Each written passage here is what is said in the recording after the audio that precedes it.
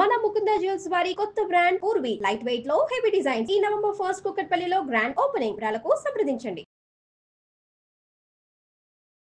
నమస్తే రమగారు. నమస్తే జయ. రమగారు, మనము అడపా చిరంజీవి గారివి ఆయన బుక్ పంపించారు కదా, అందులో నుంచి స్టోరీస్ చేస్తున్నాం, సిరీస్ లాగా చేస్తున్నాం కదండి. ఇంకోటి ఏదైనా స్టార్ట్ చేద్దామా? జిత్తుల మారి ఓ అది చెప్తాం. అడపా చిరంజీవి గారి కపాల దుర్గం పుస్తకంలో ఇవి ఉన్నాయి. క్లాసిక్ బుక్స్ వాళ్ళు ప్రింట్ చేశారు. వీటిని మీకు ఫ్లిప్కార్ట్లో దొరుకుతుంది. క్లాసిక్ బుక్స్ పేరుతోటి గూగుల్ చేసినా కూడా వాళ్ళు మీకు పుస్తకాలు పంపించవచ్చు. చాలా కథలు ఉన్నాయి, కథలన్నీ బాగుంటాయి. ఇది కపాల దుర్గం బుక్లోదే ఈ కథ కూడా. ఇంచుమించు ఒక 3 లేదా 4 భాగాలు వస్తుంది. అవంతి రాజధానికి ధనపాలుడని రాజుగారు ఒకసారి ఒక రోజున ఓ 2 యువకులు ఇక్కడికి వచ్చారు. జయకాంతుడు, శరభుడు అని 2 కుర్రాళ్ళు. వీళ్ళు ఈ కోట బయట నిలబడి రాజుగారిని కలవడానికి వచ్చాము అని చెప్పారు. చెప్పేసరికల్లా సరే కాస్త ఎవరిని పడితే వాళ్ళని నిజం కానీ పై ఊరు నుంచి కలవడానికి వచ్చాం, రాజుగారిని చూడడానికి వచ్చామంటే సభ ఓపెన్గా ఉన్నప్పుడు కలవనిస్తారు.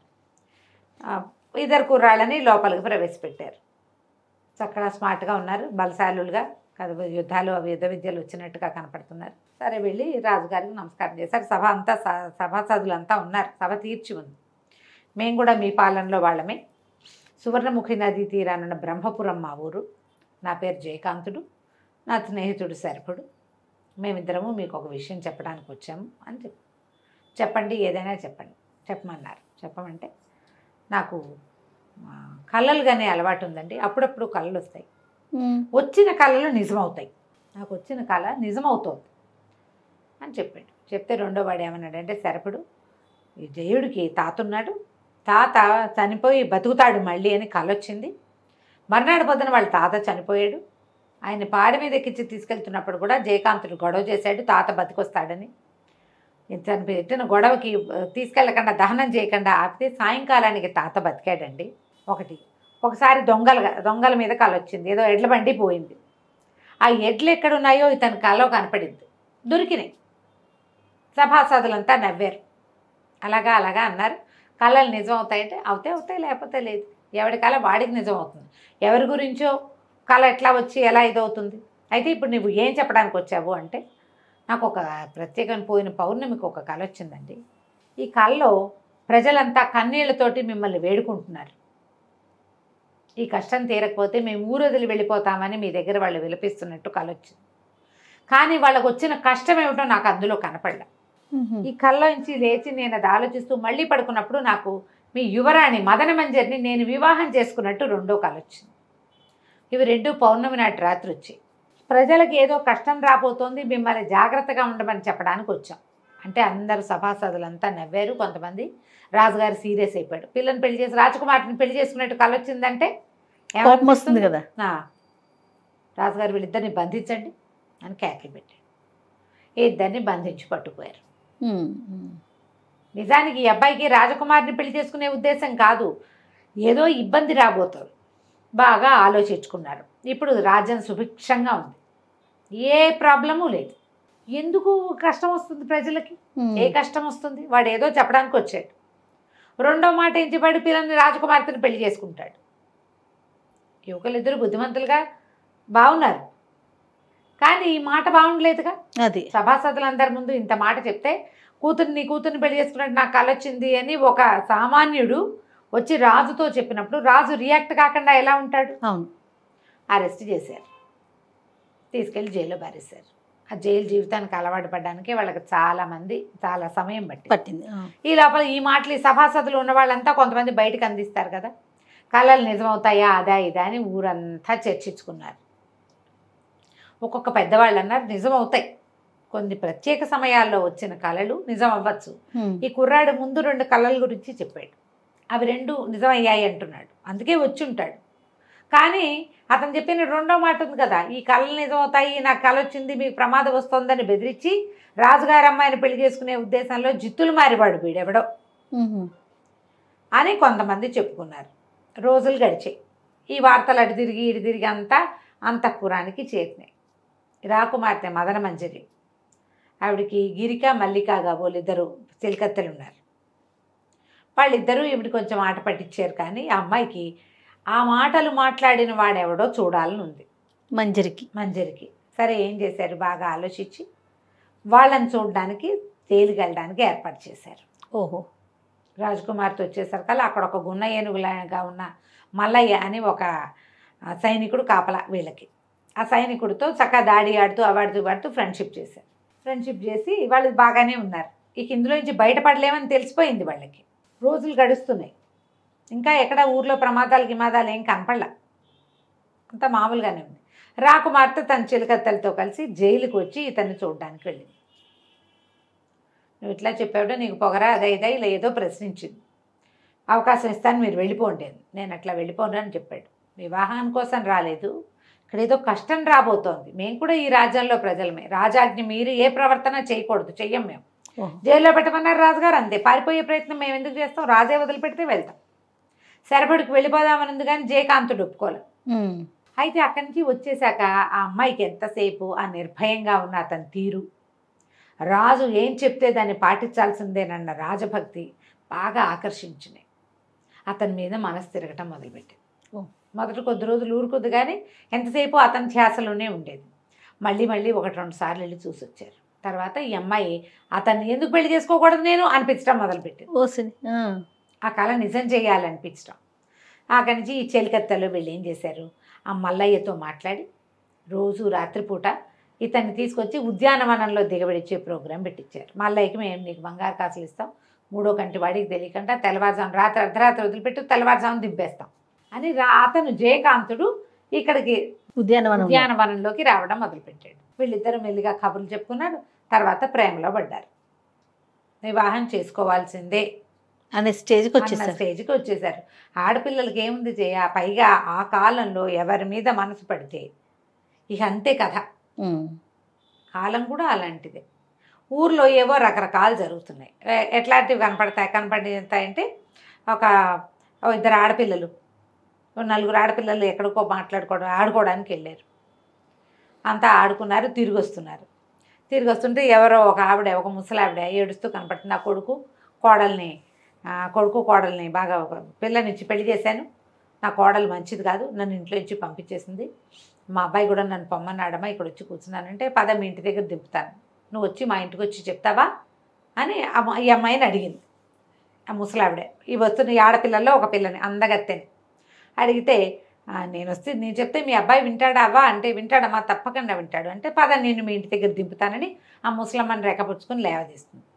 ముసలమ్మ, నువ్వు ఇష్టపడే వస్తున్నావు కదా నాతోటి అని అడిగితే, అమ్మాయి అవును ఇష్టపుట్టుగానే వస్తున్నా, నువ్వు పెద్దదానివి ఈ అడవి దారిలో ఉండటం ఏమిటి, మీ ఇంటి దగ్గర దింపుతాను పద అనగానే ఆ ముసలమ్మ వెంటనే ఒక మంత్రగత్తెగా మారిపోవటం, ఈ అమ్మాయిని తీసుకెళ్ళిపోయింది. అక్కడి నుంచి ఇంకో చోట సంఘటన. ఎక్కడి నుంచో 2-3 ఆడపిల్లలు కలిసి వస్తుంటే ఒక అమ్మాయి కూర్చుని ఉంది. అక్కడ పక్కన ఒక పల్లకి ఉంది. ఓ పల్లకి, ఆ పల్లకి పెట్టుకుని ఒక పెళ్లి కూతురుల వేషంలో ఉన్న అమ్మాయి ఏడుస్తూ కనపడింది. ఎందుకు ఏడుస్తున్నావని ఆడపిల్లలో ఒక పిల్ల, ఉత్సాహంగా ఉన్న పిల్ల అడిగితే, మేము పెళ్లి గుంపుతో వచ్చాము, తప్పిపోయాము, మరి మా వాళ్ళంతా తలా ఒక దారి అయిపోయారు అంటే, సరే నేను నిన్ను దింపుతాను పట్టు, నేను నీకు తోడొస్తాను పద అని అమ్మాయి అనగానే, నువ్వు ఇష్టపడే వస్తున్నావా నాతో అని అడిగి, ఇష్టపడే వస్తున్నాను నేను దింపుతాను అనగానే ఆ పల్లకి మీరు చేయిస్తే పల్లకి మంత్రదండంగా మారుతుంది, ఇదేమో మంత్రగత్తెగా మారిపోతుంది, ఈ కనపడ్డ పెళ్లి కూతురు పిల్ల ఈ మాట్లాడిన పిల్లని లేవదీసుకుపోతుంది. ఇట్లా ఎన్ని చోట్ల ఎంతమందో మిస్ అయిపోతున్నారు. వీళ్ళకి పక్క రాజ్యంలో ఉన్నటువంటి ఒక రాజకుమార్తె అన్న ఆ చెల్లెలు ఇద్దరు వేటకొచ్చారు. వేటకొస్తే అన్న చెల్లెలు చెరోదారి అయిపోయారు. రాజకుమార్తెకి 2 అక్కా చెల్లి కనిపించారు. అక్కా చెల్లిని ఎవరో వెంబడబడుతున్నట్టు మాయ అంతా, వాళ్ళెవరో మమ్మల్ని ఇబ్బంది పెడుతున్నారని చూపించి, ఈ వచ్చిన అమ్మాయి రాజకుమార్తె వాళ్ళని యుద్ధం చేసి ఆ వచ్చిన వాళ్ళందరినీ పారద్రోలి, మిమ్మల్ని నేను దింపుతాను అని బండి గుర్రం ఎక్కించుకుంటే, గుర్రంతో పాటు నడిచెళ్తుంటే, నువ్వు ఇష్టపడే వస్తున్నావు కదా మాతోటి అని అడిగి, అవును అనగానే మాయ చేయటం, తీసుకెళ్ళిపోవటం. అయ్యో, రాజకుమార్తె మిస్ అయిపోయింది. పక్క రాజ్యం రాజకుమార్తె మెల్లిగా ఒక్కొక్క ఊళ్ళో ఒక్కొక్క ఇంట్లో, వాళ్ళ ఇంట్లో వీళ్ళింట్లో వాళ్ళ ఇంట్లో అందగత్తెలుగా ఉన్న అమ్మాయిలందరూ మిస్ అయిపోతున్నారు. ఎక్కడెక్కడ సౌందర్యవతులు కరణం గారు అమ్మాయి, మున్సబ్ గారు అమ్మాయి, రెడ్డి గారు అమ్మాయి, చలమయ్య ఏమిటి బంగార పని చేసే వాళ్ళ అమ్మాయి, ఇక అందరూ ఒక్కొక్క జాతి వీళ్ళే అని కాదు, రాజకుమార్తెలే అని కాదు, సౌందర్యవతి పిల్ల అందగత్తె అనుకున్నావా, బయటికి వెళ్తే మిస్ అయిపోవటమే. రాజు ఏం పట్టించుకోవట్లేదని పుట్టేసింది. అంతేగా ఇప్పుడు ప్రభుత్వం ఏం చేసింది అంటే, ఎక్కడో వరదలు వచ్చినాయి వెంటనే ప్రభుత్వం అంటాం మనం. అవును, వరద రావడానికి ప్రభుత్వం ఏం చేయలేదు, కొంచెం ఇంకా స్పీడ్గా చెయ్యాలి అంతే అంతే. తప్పిస్తే దాన్ని ఆపలేరు కదా ప్రకృతి వైపరీత్యాలని. ఇప్పుడు ఇలా మాయమంత్రాలను ఎవరేం చేస్తారు? దాంతో నానా గందరగోళము చెలరేగిపోయింది ఊర్లో. ఒక రకంగా కాదు. ఇంతలో ఏమైంది, కొంతమంది చేరి మనం రాజుగారి దగ్గరికి వెళ్దాం, రాజుతోటి మాట్లాడి చూద్దాము. వీళ్ళల్లో కొంతమందికి తట్టింది. పూర్వం ఒక కుర్రాడు వచ్చాడు, ఏదో విపత్కర పరిస్థితి వస్తుందని, వచ్చినట్టు కలొచ్చిందని చెప్పాడు. ఆ కుర్రాడు ఏమయ్యాడు? ఇక రాజుగారు అమ్మాయిని పెళ్లి చేసుకోవడం పాయింట్ వదిలేశారు. విపత్కర పరిస్థితి వస్తుందన్న మాట తెలిసింది. ఆ అబ్బాయి ఏమయ్యాడు అని మాట్లాడుకుంటున్నారు. ఏమయ్యాడు? వాడు రాజకుమార్తెకి ప్రియుడయ్యాడు. అదే కదా, అందులో ఉన్నాడు, జైల్లో ఉన్నాడు. ఈ కోలంతా వచ్చేసరికి అలా ప్రజలందరూ రాజుగారి దగ్గరకు వచ్చారు, తిరగబడ్డారు. తిరగబట్టడానికి ఏముంది, ఈ ఊళ్ళో ఉంటే ఆడపిల్లలు మాయమైపోతున్నారు, మేము వేరే దేశాన్ని పక్క దేశాలకు వలస వెళ్ళిపోతాం, మిగిలిన పిల్లలనైనా బతికించుకోవాలి కదా. ఒక మంత్రగత్తె ఆమె పిల్లల్ని మాయం చేస్తోంది, ఏదైనా చెయ్యండి అని వలవల ఏడుస్తూ అందరూ శోకాలు పెట్టారు. నేను తప్పకుండా చూస్తాను, తప్పకుండా చేస్తాను, ఎవరైతే ఈ మాయమైపోయిన ఆడపిల్లల్ని తీసుకొస్తారో, మంత్రగత్తెని ఎవరైతే పట్టుకుంటారో వాళ్ళకి అర్ధరాజ్యం ఇస్తా అని ప్రకటన చేశారు. ప్రజలంతా సంతోషించారు. ఇంత బిందాస్గా ఎవరంటారు? సరేనని వెళ్ళిపోయారు. ఏకాంతంగా కూర్చుని ఈ మాయమంత్రాలు ఎక్కడి నుంచి వచ్చినాయి మన రాజ్యంలోకి, ఎట్లా ఇది జరిగింది అని ఆలోచిస్తే ఇంకప్పుడు స్పార్క్ లాగా వెలిగింది. ఇలాగే ప్రజలు కళ్ళ నీళ్ళు పెట్టుకుని పరాయి దేశం వెళ్ళిపోతామని అంటున్నట్టు మనకు ఒకళ్ళు చెప్పారు. ఎవడు వాడు? మంత్రి గారు వచ్చాడు. మంత్రి గారు అన్నాడు, ప్రభు అప్పుడు ఒక కుర్రవాడు, 2 కుర్రాళ్ళు వచ్చారు, వాళ్ళు చెప్పారు ఈ సంగతి. వాళ్ళు ఇప్పుడు ఎక్కడున్నారు? జైల్లో ఉన్నారు ప్రభు. అప్పుడు ఆయన గుర్తొచ్చింది, ఓహో నా కుమార్తెని వివాహం చేసుకుంటానన్నాడని జైల్లో పెట్టాను, జైల్లో పెట్టాం. అయితే మంత్రి అన్నాడు, ప్రభు ఒక ముఖ్యమైన విషయం చెప్పాలి. రాజకుమార్తె ప్రతి రాత్రి అప్పుడు వచ్చిన యువకులు ఇద్దరిలో ఒక యువకుడిని రాత్రిపూట ఉద్యానవనంలో కలుస్తోందని ఒక వార్త ఉంది అనగానే రాజుకు నవ్వొచ్చింది. వాడు 2 కళలు చెప్పాడు. ఒకటేమో ప్రజలు ఏడుస్తారని, రెండోదేమో రాకుమార్తెతో వివాహానికి ప్రబంధం జరిగిపోయింది. ఇక్కడ ప్రజలు ఏడ్చేందుకు ప్రబంధం జరిగిపోతుంది అంటే నిజమే అన్నమాట. వాళ్ళిద్దరిని విడిపించి తీసుకురండి.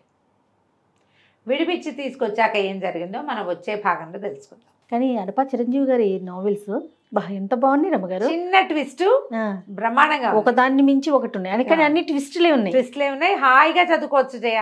లాంగ్వేజ్ ఎంత సింపుల్ గా ఉంటుందో, చాలా సుఖంగా వెళ్తుంది కథ. ట్రై చేయండి కొనుక్కుని పుస్తకం చదవడానికి. తప్పకుండా అండి. నమస్తే రమ్మగారు. నమస్తే జయ. రమ్మగారు, మనము అడపా చిరంజీవి గారిది జిత్తులు మారి సిరీస్ చెప్పుకుంటూ ఉన్నాం. జయకాంతుడిని శరభణ్ణి సభలోకి ఆహ్వానించారు.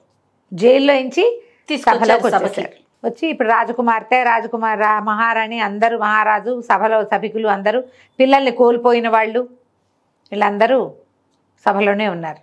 ఈయన కొద్ది కాలం క్రితం ఒక కుర్రవాడు తనకు ఒక కల వచ్చిందని, ఇలాంటి ఒక ప్రమాదకర స్థితి ఏదో రాజ్యంలో రాబోతోందని తనకు కల గురించి చెప్పాడు. యువరాణిని వివాహం చేసుకున్నట్టు కల వచ్చిందని చెప్పేసరికల్లా క్రోధానికి లోనై మేము అతన్ని చెరసాల్లో పెట్టాం. ఇవాళ అందరి ముందు అతని క్షమాపణ చెప్పుకుంటున్నాం. అతని 2 కళలు నిజమైనవి. ఒకటి అతను చెప్పాడు, ఇక్కడ ప్రమాదం రాబోతుంది, ప్రజలు ఏడుస్తూ నా దగ్గరికి వచ్చి రాజ్యాన్ని వదిలిపెట్టిపోతాం, ఈ ప్రమాదం నుంచి తప్పించమని అడిగినట్టు అతనికి వచ్చిన కళ కొన్ని నెలల క్రితం వచ్చింది, నిజమైంది. రాజకుమార్తెను వివాహం చేసుకున్నట్టుగా అతనికి వచ్చిన కళ కూడా సగం నిజమైనట్టే. ఎందుకంటే రాజకుమార్తె అతనితో ప్రేమలో ఉంది. ఈ అబ్బాయికి క్షమాపణ చెప్తున్నానని క్షమాపణ చెప్పేశాడు సభాముఖంగా. సో కూతురు విషయాన్ని చేస్తే ఇతను ఏమన్నాడు, అంత మాట అనకండి, మేము మీ ప్రజల్లో వాళ్ళం, రాజకుమార్తెని వివాహం చేసుకోవడం కోసం నేను రాలేదు ఇక్కడికి, ఈ ప్రమాదం వస్తోంది, దీన్ని ఏ రకంగా తొలగించగలమో మీకు ఏదైనా సహాయపడదామని వచ్చా, మీరు ఆజ్ఞాపిస్తే ఏదైనా చేస్తాను నేను అంటే, ఈ అమ్మాయిల్ని వెతుకొచ్చే పని నువ్వు చేయగలవా అన్నాడు. తప్పకుండా చేయగలను, కాకపోతే ఎవరు ఎక్కడ ఎలా ఏమిటి అనేది మనకి తెలియాలి. అప్పుడు అందులో 4 ఆడపిల్లలు ఒక చోట ఉన్నప్పుడు ఒక ఆవిడ కనపడింది, అందులో ఒక పిల్లని తీసుకుపోయింది, మిగిలిన 3 ఆడపిల్లలు చూశారు అదొక మాంత్రికురాలుగా మారిపోవటం, ఆమె చేతిలో ఒక మంత్రదండం ఉండటం. మూడు చోట్ల అలాంటివే జరిగినాయి. మిగిలిన వాళ్ళు చూశారు. పక్క రాజ్యపు రాజకుమార్తె రాగలతను ఎత్తుకుపోయినప్పుడు ఎవరు చూడలే, వాళ్ళు చూసుకున్నారు. వాళ్ళకి తెలుసు, వీళ్ళకి తెలియదు. ఈ ఊళ్ళో జరిగినవి ప్రతి చోట కొంతమంది పిల్లలు ఉండగానే, మిగిలిన పిల్లలు ఉండగానే అందగత్తైన పిల్లని ఆమె తీసుకుపోయింది, ఒక మాంత్రికురాలు, వికృత రూపిణి ఒక ఆవిడే. ఇప్పుడు ఇది వెతుక్కుంటూ వెళ్ళాలి. ఏది దీనికి దరితెన్ను లేదు, అది ఎక్కడుందో తెలియదు మనకి, ప్రయత్నం చేసుకుంటూ వెళ్ళాల్సిందే. ఇక్కడ ఎవరైనా ఉన్నారా అని తెలుసుకోవాలి. అయితే రాజుగారు ఏం చేశారంటే వీళ్ళిద్దరికీ చెరుకోపళ్ళ నిండా బంగారు నాణేలు పోసి ఇచ్చారు. 2 చక్కటి నల్లటి గుర్రాలని గిఫ్ట్ ఇచ్చారు. ఈ గుర్రాలు వేసుకుని వెళ్ళండి, వెతకండి, మీకే అవకాశం ఉన్నా ప్రయత్నం చేయండి. ఇప్పుడు 2 కళల్ని విశ్లేషిస్తే మొదటి కళలో అందరూ దుఃఖిస్తున్నది, రెండో కళలో యువరాణి పెళ్ళి. ఊరికే ఎందుకు పెళ్లి చేసేస్తారు? ప్రేమించుకుంటే పెళ్లి కాదు ఇది. బహుశా రాజ్యంలో ఏదో శుభం జరుగుతుంది అంటే ఏదో జరగబోతుంది, దానికి ప్రయత్నం చేయాలి. సరే వీళ్ళు మేము చేస్తామన్నారు. కొంచెం మదన మంజరి దుఃఖించింది, రోజు కలుసుకుంటున్నారు కొన్ని నెలలుగా వీళ్ళు. మరి తను కనపడ్డు, ఇది ప్రమాదకరమైన పని. మంత్రగత్తెలు మాంత్రికులు అనగానే భయమేదు, అంతే. దుఃఖిస్తూనే తన రాజ్యానికి అవసరమైన ఈ పనిని చేయడానికి సాహసిస్తున్న జయకాంతుని చూసి సంతోషిస్తూ పంపించింది. ఈ అబ్బాయిలు ఇద్దరు బయలుదేరారు. ఇక దరి తెన్ను లేదు, అడవులు. ఎంత ప్రయత్నం చేశారో, వెళ్ళి చివరికి ఒక రాజ్యాన్ని చేరారు. ఈ రాజ్యాన్ని చేరాక ఈ రాజ్యం ఏమిటి? కుండిన రాజ్యం, కుండిన నగరం. అది ఈ నగరంలోకి ప్రవేశించి వీళ్ళు ఇప్పుడు 3-4 రోజులు ప్రయాణం చేశారు. మొదట వాళ్ళు కట్టించిన ఆహారం అంతా అయిపోతుంది. ఎన్ని రోజులు ఉంటాయి వండిన ఆహారాలు? కాయా కసరు తింటున్నారు. సరే ఇక్కడ ఎవరైనా పుట్టకోళ్ళ ఇల్లో ఏదైనా దొరుకుతాయేమో చూద్దామని నగరం లోపలికి వెళ్ళారు. అది కుండిన నగరం అని తెలిసింది. వీళ్ళు ఇక్కడ ఏమైనా పుట్టకోళ్ళు దొరుకుతాయా అదే అని అడిగారు. అడిగితే బాబు ఈయన ముందుకెళ్ళండి, రాజుగారు కట్టించిన ధర్మశాలలే ఉంటాయి. అయితే ఒక పని చేయాలండి, మీరు రాజుగారిని చూడాలి. ఎందుకు, అది అవసరమా అని అడిగారు వీళ్ళు. అవసరం అంటే కాదండి, కానీ ఎవరైనా వీరులు రాజ్యంలోకి వస్తే నాకు ఒకసారి చూపించమని అడుగుతారు, మీ ఇష్టం అంటే వీళ్ళు సరే రాజుగారిని మేము కలుస్తామన్నారు. ఇద్దరిని రాజుగారి దగ్గర తీసుకుపోతే ఆయన ఆ రాజ్యానికి రాజుగారి పేరు విక్రమకేసరి. ఆయన చాలా దిగులుగా ఉన్నాడు. ఆయన ఏ ఊరు ఎక్కడ ఏమిటి అని కనుక్కుంటే ఫలానా రాజ్యం నుంచి వచ్చామండి, అవంతి నగరం, మేము ఇట్లా బయలుదేరాము, మరి మా రాజ్యంలో ఇలా మా అమ్మాయిల్ని ఎత్తుకుపోతున్నారు, దాన్ని కనుక్కోవడానికి వచ్చాం అనేసరికి ఆయన అన్నాడు, బాబు వెతకపోయిన తీగ గాలికి అడ్డమడ్డట్టుంది, మా అమ్మాయిని కూడా ఎవరో ఎత్తుకుపోయారు. అయితే రాజకుమార్తె 2 అమ్మాయిల్ని రక్షించిందని ఆ అమ్మాయిలిద్దరిని అటకాయించినటువంటి దొంగలు చెప్పారు మాకు. మా మీద ఫైట్ చేసింది అమ్మాయిలిద్దరిని రక్షించింది అని. ఆ అమ్మాయిలే ఈమెను ఎత్తుకుపోయి ఉండొచ్చు. ఒకటి రాక్షస అయితే రెండోది మంత్రదండం. అది 2 రూపాల్లో కనపడుతుంది. ఆ మంత్రదండం ఏ రూపం కావాలంటే ఆ రూపం ధరిస్తుంది. మంత్రదండం అని చెప్పాడు. చెప్తే ఈ అమ్మాయి ఈయన ఏమన్నాడంటే, మా కుమార్తె రాగలత తన అన్నయ్య ఆనందవరంతో కలిసి వేటకెళ్ళింది. అన్న చెల్లి సెపరేట్ అయిపోయారు. చెల్లెలు కొంతమందికి కనపడి మాయమైపోయింది. రాగలత చాలా అద్భుతమైన ఫైటరు, అన్నయ్యని మించింది, కత్తి యుద్ధంలో పేరెన్నిక కలిగింది. ఇంకా వివాహం కాలేదు, అవివాహిత కన్య. మా అమ్మాయిని రక్షించి తెచ్చిపెట్టు నాకు అని ఆయన అడిగాడు. అడిగితే ఇతను ఏమన్నాడు, సరే మీరు ఒక పని చేయండి, రాగలతది ఒక చిత్రం గీయించి ఇవ్వండి. వీళ్ళు ఒక 4 రోజులు మా దగ్గర ఉండమని అంతఃపురంలోనే ఉంచుకున్నారు. నగరంలోనే ఉంచుకుని 4వ రోజున ఒక చక్కటి వస్త్రం మీద అమ్మాయి బొమ్మ గీయించి ఇచ్చారు.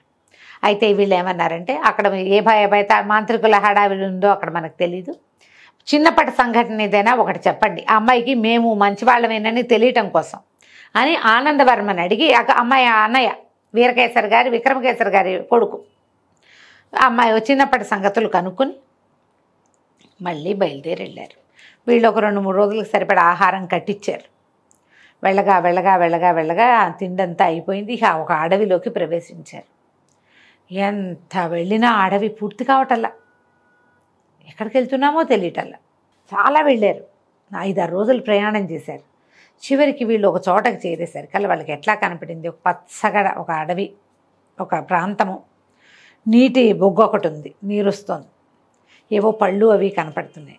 అక్కడ ఒక ఆయన ఋషీశ్వరుడు తపస్సు చేసుకుంటూ కనపడ్డాడు. వీళ్ళకి కనపడేసరికల్లా మనం ఈయన్ని సేవిద్దాం, తపస్సు భగ్నం చేయొద్దు, ఆయన దారిని ఆయన ఉండని అని ఇద్దరు ఏం చేశారు, అదంతా ఆశ్రమం లాగా ఉంది, చిన్నది పనసాల లాంటిది, పెద్దది కాదు చిన్నది, అంతా మట్టి కొట్టుకుపోయింది, చెట్లు కొమ్మలు మొక్కలు చెక్కలు విరిగి పడిపోయి ఎండుటాకులు రోతగా ఉంది. ఆయన ఎప్పటి నుంచి ధ్యానం చేసుకుంటున్నాడు. జనరల్గా ధ్యానాలు అవి శుభ్రమైన ప్రాంతంలో చేసుకుంటారు. ఈయన శుభ్రం చేసుకుని కూర్చుని ఉంటాడు. ఎన్ని రోజులైందో ఇట్లా అయిపోయింది. ఇద్దరు కలిసి చుట్టూతో అంతా శుభ్రం చేశారు. బోళ్ళని పళ్ళు కోసుకొచ్చుకున్నారు. కాసిన పళ్ళు తిని మంచినీళ్ళు తాగారు. అక్కడి నుంచి ఏం చేశారు, మళ్ళీ కాసిన పళ్ళు కోసి పక్కన పెట్టి మంచినీళ్ళు కూడా తెచ్చిపెట్టుకుని ఆయన పాదాలు తింత ఆయన ఒక గట్టు మీద కూర్చున్నాడు. కింద శుభ్రంగా కాళ్ళు దప్పుకు పడుకొని నిద్రపోయారు. తెల్లవారి వీళ్ళు లేచేసరికి ఆయన కమండలమో దండమో ఉన్నాయి కానీ ఆయన లేడు. అమ్మో ఈయన మాయమైపోయాడు ఏమిటా అని అటు ఇటు వెతుకుంటే ఆయన మంచినీటి దగ్గర ఉన్నాడు, నీళ్ళు తీసుకుంటున్నాడు. వెళ్ళి ఆయనకి దండం పెట్టారు. ఆయన మహానుభావ మీరు ఎవరండి ఇక్కడ ఉన్నారు ఏమిటి అని కనుక్కున్నారు. ఆయన వచ్చి ఇక్కడ కూర్చుంటే వీళ్ళు పళ్ళు కోసుకొచ్చి పెట్టి ఆయనకి మళ్ళీ మంచినీళ్ళు తెచ్చిపెట్టి ఆయన్ని బాగా కంఫర్ట్ చేసి, అయ్యా ఒక మహత్కార్యం కోసం బయలుదేరాము, మరి మాకు ఏదైనా సహాయం చేయండి, దారి తెన్ను తెలియటం లేదు, ఎంతోమంది ఆడపిల్లలు ఇక్కడ ఇట్లా మాయమైపోయారు, ఒక రాజకుమార్తె కూడా మాయమైంది, మా ఊరి ప్రజలంతా గోల పెడతారు, ఇంకా ఎక్కడెక్కడ ఏ ఏ ప్రాంతాల్లో ప్రజలు గోల పెడుతున్నారో తెలీదు అని చెప్పేసరికల్లా ఆయన అన్నాడు, ఆయన కళ్ళు మూసుకుని భేతాళ మోహిని ఎత్తుకెళ్ళిన రాకుమార్తె అమ్మాయిల కోసం వచ్చారు మీరు అనేసరికి అప్పటికి వీళ్ళకి తెలిసింది భేతాళ మోహిని దాని పేరు. అవునండి ఇట్లా ఇట్లా ఎత్తుకుపోయింది, ఆమె చేతిలో ఒక మంత్రదండ ఉంది చెప్పారు. చెప్పేసరికి ఆయన అన్నాడు, నాయన మీరు వచ్చిన దూరం చాలదు, ఇంకా 1000 యోజనాలు వెళ్ళాలి మీరు. ఎలాగా అదంతా? అప్పుడు ఈయన ఏమన్నాడంటే, ఓ పని చేయండి, ఇక్కడి నుంచి ముందుకు వెళ్తే సంచార వృక్షం అది తిరుగుతుంది, కంచుకిట దాని పేరు, అది ఎట్లా గుర్తుపట్టాలి అంటే అది ఆ స్వర్ణకాంతితో మెరుస్తూ ఉంటుంది. మా గురువుగారికి తెలుసు, ఆయన ప్రయాణం చేశారు కాబట్టి మీరేమి అనుమానపడద్దు, ఇంకా వెళ్ళండి, ఉత్తరంగా ప్రయాణం చెయ్యండి. ఆ సంచార వృక్షం ఏంటి, సంగీతం పాడుతుంది, మనం దాని వైపు చూసాక ఆ సంగీతం పాడడం మానేస్తుంది. మీరు తనని తాను గుర్తించేలాగా ఏర్పాటు చేసి పెట్టుకుంటుంది, సంగీతం పాడుతూ ఉంటుంది. ఆ చెట్టు ఎక్కాక ఇంకా మాట్లాడద్దు, కళ్ళు తెరవద్దు, నేను చెప్పిన మంత్రాన్ని జపం చేసుకోండి అని చెప్పి ఒక చిన్న అద్దం ఇచ్చేట ఆయన. ఈ దర్పణం, ఇందులో మీరు ఏది కోరితే అది కనపడుతుంది, మీరు కోరిన ఇది తీరుస్తుంది, మిమ్మల్ని ఆ మంత్రగత్తె నివాసం దగ్గర దింపుతుంది, ఎక్కడైతే భేతాళ మోహిని ఉంటుందో అక్కడ దాకా దింపుతుంది, మీకు శుభం జరుగుతుంది, ఆయన మీరు వచ్చిన పని అవుతుంది, ఈ సంచార వృక్షాన్ని పట్టుకోండి అని చెప్పారు. చెప్తే ఆయనకు దండాలు పెట్టి ఆ మంత్రం బాగా నేర్చుకుని ఆ దర్పణం జేబులో పెట్టుకుని చిన్న అద్దం మాకు ఏమంటారు చేతద్దాలు ఉంటాయి కదా, హ్యాండిల్ ఉండేది అలాంటిది, ఇక పుచ్చుకొని బయలుదేరారు. ఇక నడిచారో నడిస్తే ఎక్కడి నుంచో తీయటి పాట వినిపిస్తోంది, గంధర్వగానం. ఆ గానం ఎట్టించి వస్తుందా అని వెతికితే ఒక మూలగా బంగారపు రంగు ఆకులతో ధగ మెరుస్తూ ఒక వృక్షం కనపడింది వీళ్ళకి. ఎప్పుడైతే వీళ్ళ దృష్టి చెట్టు మీద పడిందో పాట మానేసింది, ఇదే పాడుతోంది. ఆయన చెప్పింది ఇదే, స్వర్ణవర్ణంతో ఉంటుందని చెప్పారు. బంగారు ఆకులు కనపడితే పరిగెత్తుకుంటూ వెళ్ళారు ఆ చెట్టుకి. వెళ్ళి చెట్టుకు దండం పెట్టి చెట్టు ఎక్కి కూర్చుని 2 కొమ్మలుగా గట్టిగా పట్టుకుని పడిపోకుండా మంత్రం పునశ్చరణ చేయటం మొదలుపెట్టారు ఇద్దరు. అది కళ్ళు తెరవకూడదు, నోరు మాట్లాడకూడదు, జపం మాత్రమే చేయాలి. ఈ జపం చేయటం మొదలుపెట్టి లోపల తలుచుకుంటున్నారు, భేతాళ మోహిని ఉండే ప్రాంతానికి చేర్చు, మమ్మల్ని చేర్చు అని. అది బలంగా వేళ్ళు ఊనుకుని నుంచుని, ఇంతలావు మొదలున్న చెట్టుకి ఎంత వేళ్ళు ఉంటాయి వీళ్ళకి తెలుస్తూ ఉండగానే ఆ వృక్షం ఇట్లా భూమిలోంచి వేళ్ళని పెకలించుకుని రైమని ప్రయాణం చేయటం మొదలుపెట్టింది. వీళ్ళు మంత్రం ఆపలేదు, కళ్ళు తెరవలేదు. వెళ్ళగా ఒక చోట దింపేసింది, మొత్తం వెళ్ళిపోయింది చెట్టు నేలలోకి. వెళ్ళేసరికి చెట్టు ఆగిపోయింది. దీనికి ప్రయాణం జయ్యమని వెళ్ళటము టక్కమని ఆగటమో తెలుస్తుంది కదా. ఎప్పుడైతే చెట్టు ఆగిందో మెల్లిగా లేచి చూసుకుంటే ఏమిటి, అదేదో పెద్ద పర్వతంలాగా ఉంది, ఖాళీగా ఉంది, ఒక కొండలు ఉన్నాయి, ఖాళీగా నిరాబాగా కనపడుతోంది, డ్రైగా ఉందంతా. చెట్టు దిగారు ఇద్దరు. మనకు చెప్పారు, ఏం చెప్పారు సిద్ధేంద్ర యోగి, ఎక్కడ మంత్రగత్త నివాసం ఉందో అక్కడ దింపుతుంది, అక్కడి నుంచి లోపలికి వెళ్ళటం ఎలాగా అనేది దర్పణం చూపిస్తుంది, ఈ దర్పణమే మీకు దారి చూపిస్తుంది అని చెప్పాడు ఆయన. అందులో మీకు ఏం కావాలో చూడండి, అది మీకు దారి చూపిస్తుంది. సరే వీళ్ళు ఇట్లా చెట్టు దిగి అటు ఇటు చూసే లోపల వెనకాల నుంచి నాయన అని వినపడింది. ఒక బంగారు కాంతులతోన్నటువంటి ఒక యక్షకన్య దేవకన్య అక్కడ నిలబడింది. వీళ్ళు ఆశ్చర్యపోయారు, ఎవరమ్మా నువ్వు అన్నారు. మిమ్మల్ని తెచ్చిన కంచుకనే సంచార వృక్షాన్ని నేనే నాయన, నేను దేవ కన్యని. ఒకసారి నాట్యంలో సంగీతంలో పోటీలు జరిగినాయి, నేను చాలా బాగా నాట్యం చేశాను. అయితే నాకంటే నా ప్రత్యర్థి ఎవరైతే ఉన్నారో అపోనెంట్, ఆ అమ్మాయి గెలిచింది. నేను గెలవకపోవడంతో కోపంతో దేవేంద్రుడిని నిందించాను. దేవేంద్రుడిని నిందించి, స్వర్గాన్ని నిందించి, పెద్దవాళ్ళందరినీ నిందించేశారు కల్లా. భూమి మీద పడి ఉండు నువ్వు, భూమి మీద ఉపయోగం లేని గానం పాడుకుంటూ ఉండమని నన్ను శపించాడు.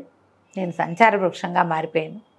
అయితే నేను పదే పదే బతిమలాడితే ఇంద్రుడు నాకు ఏదైనా ఒక మహత్కార్యానికి ఉపయోగపడినప్పుడు నాకు ఈ జన్మ నుంచి విముక్తి వస్తుందని చెప్పాడు. ఎంతమందో ఋషుల్ని మహర్షుల్ని అన్ని చోట్లకి తిప్పాను. కొంతమంది కన్యలని, వాళ్ళని ప్రాణాలు కాపాడే పరిధి చేస్తున్నందుకు ఒక మానవుడికి ఉపయోగపడితే నాకు ఇది విముక్తి వస్తుందన్నారు. నాకు ముక్తి వచ్చేసింది నాయన, చాలా సంతోషం, మీ పని అయిపోతుంది అని చెప్పేసరికల్లా వీళ్ళు పదే పదే దండాలు పెట్టారు. నువ్వు ఇంత దూరం తీసుకొచ్చావు కాబట్టి మేము వచ్చామమ్మా అంటే, నువ్వు ఎప్పుడో మీ పని ఎంత అయ్యాక ఒక వరం ఇస్తాను, కావాలంటే కోరుకోమని. అయితే సరిపడు అన్నాడు, అమ్మ నా వాడికి ఒక వరం, నాకు ఒక వరం, 2 వరాలు ఇవ్వాలంటే ఆవిడకి నవ్వింది. అలాగే తెలివిగల వాళ్ళు, మీరిద్దరికీ చేరుకో వరము ఇస్తాను, ఒకసారి మీ కోరిక తీరుస్తా అని చెప్పి మాయమైపోయింది. ఇప్పుడు వీళ్ళు ఏం చేయబోతారో మనం వచ్చే భాగంలో తెలుసుకుందాం. తప్పకుండా రమ్మగారు. నమస్తే. నమస్తే జయ. రమ్మగారు, మనము అడప చిరంజీవి గారిది స్టోరీ చెప్పుకుంటున్నాం, జిత్తుల మారి. నాకు జిత్తుల మారి అనగానే నక్కయ్య గుర్తొస్తుంది. అలా అంటాం కదా, జిత్తుల మారి మన కథల్లో నక్కని నెగిటివ్ గా అలా ఫీట్ చేసేసుకున్నాం. అవును, నక్క తెలివితేటలు. అది ఎందుకంటే పారసైట్ అమ్మా అది. నక్క సొంతంగా సంపాదించుకుని తిందు, అవును, ఏవైనా సంపాదించి వదిలిపెట్టినవే తింటుంది. అదే చేస్తుంది. అది పట్టడం ఎట్లాగా అని చూస్తుందిట. వేటాడే కెపాసిటీ లేదు దానికి, అందుకే జిత్తుల మారితనం అంటారు. ఎక్కడున్నాం మనం? సంచార వృక్షం ఎక్కి వెళ్ళారు. జయకాంతుడు శరభుడు ఇద్దరు దిగారు. దిగితే అదంతా ఒక నిరాభగా ఉంది, ఏదో ఉన్నట్టే ఉంది, ఏమిటో కనపడదు. అప్పుడు వీళ్ళు అద్దం తీశారు. వీళ్ళ దగ్గర దర్పణం ఉంది. ఆ దర్పణంలో చూశారు. ఓ దర్పణ మిత్రుడా, మాకు చెప్పు ఎక్కడుంది భేతాళ మోహిని కోట అంటే, అందులో చూస్తే ఎదురుగుండా ఉన్నది కోటే, బ్రహ్మాండమైంది, పెద్ద తలుపు. సరే, ఇప్పుడు భేతాళ మోహిని ఏం చేస్తోంది అది కూడా చూశారు. ఆ భేతాళ మోహిని నగరం లోపల ఏం కనపడుతోందంటే, చుట్టూతా బోల్డంతమంది అందగత్తెలు నుంచుని ఉన్నారు. ఒక మహాద్భుత సౌందర్యవతి, మంచి పరాక్రమశాలిగా ఉన్న ఒక అమ్మాయి, రాక్షస మొహంతో పిశాచంలాగా ఉన్నటువంటి వికృత రూపంతో ఉన్న ఒక యోధురాలు, ఇద్దరు కత్తి యుద్ధం చేస్తున్నారు. అబ్బో సూపరు. మిగిలిన వాళ్ళంతా, చుట్టూతో ఉన్న వాళ్ళంతా ఆసక్తిగా చూస్తున్నారు, చప్పట్లు కూడా కొడుతున్నారు మధ్య మధ్యలో. చిట్టటి వారికి ఏమైంది,